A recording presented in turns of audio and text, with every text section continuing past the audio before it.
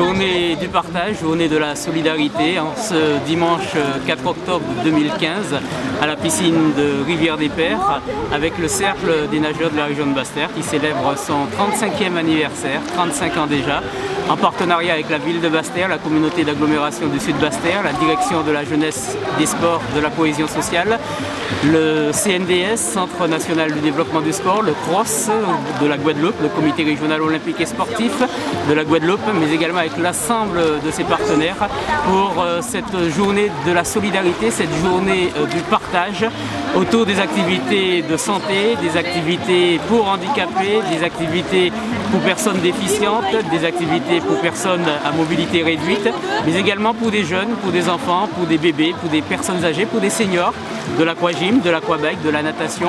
Bref, un panel d'activités avec le Cercle des nageurs de la région de Basse-Terre pour cette journée donc de la solidarité et du partage avec des inaugurations aujourd'hui.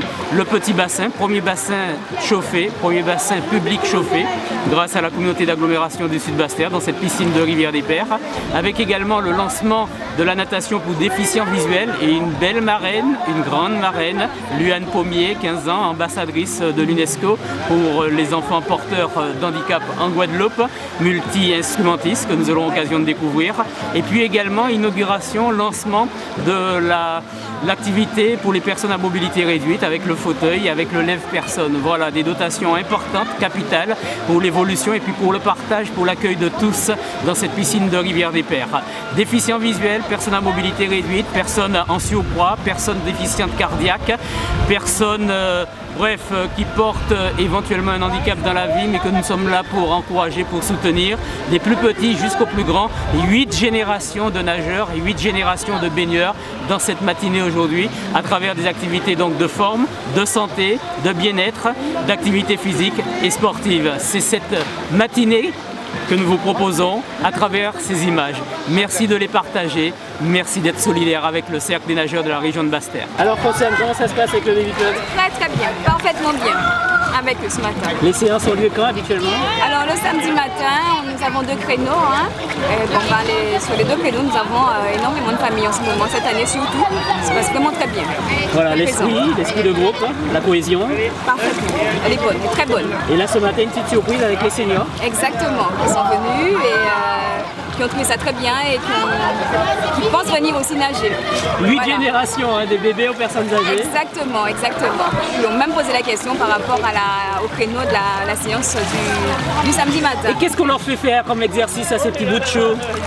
Ils sautent dans l'eau, ils apprennent à souffler dans l'eau, un peu d'immersion, ce genre de choses. Beaucoup de jeux? Beaucoup de jeux.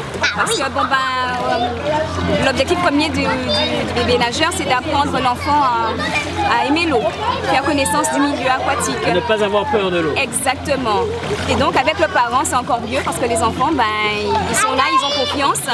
Et ils participent volontiers avec beaucoup de joie. Super.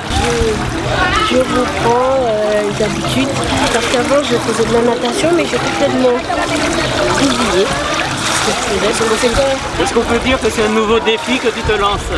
Oui, c'est un nouveau défi. Pour moi c'est un peu comme une rentrée des classes parce que chaque année on a des examens, on a des notes et on doit donner le meilleur de soi-même pour réussir.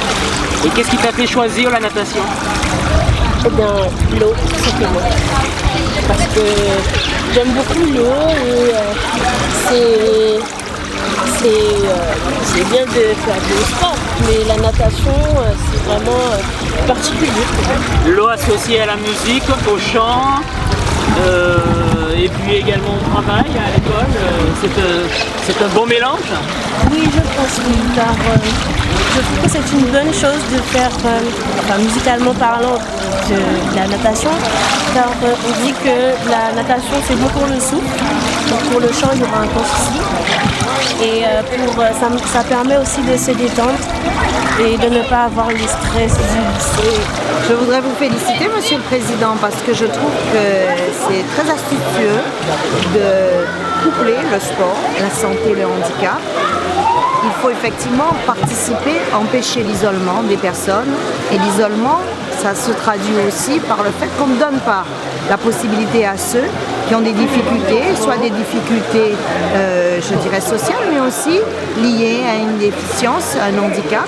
Et leur permettre aujourd'hui de pratiquer un sport, ça leur permettra aussi peut-être de soulager des difficultés au niveau de leur motricité, mais aussi de faire une démarche d'insertion et que pour montrer qu'on peut être handicapé, on peut avoir effectivement quelques difficultés, mais on peut être un exemple pour les autres, un exemple de courage, un exemple de détermination. Je pense notamment à Luana qui montre, et ce n'est pas pour rien qu'on l'a reconnue comme ambassadrice au niveau de l'ONU. Bravo, bravo pour cette opération. Je crois qu'il faut renouveler ce type d'initiative, mais je sais pouvoir compter sur vous, sur votre envie de faire bouger les choses.